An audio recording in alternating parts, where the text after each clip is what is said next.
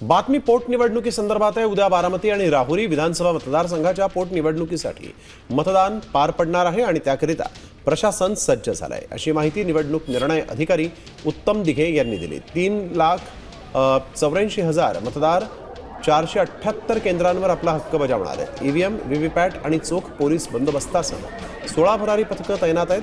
4 मे रोजी मतमोजणी होणार असून पारदर्शक प्रक्रियेसाठी प्रशासनानं पूर्ण तयारी केलेली आहे।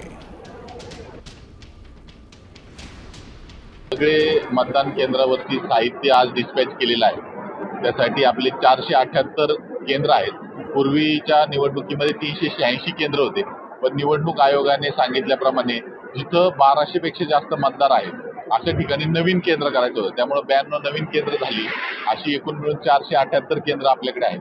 टोटल 23 उमेदवार आणि 24 नोटा असे एवढे लोक आपल्या निवडणुकीच्या कंटेस्टिंग कॅन्डिडेट्स मध्ये आहेत।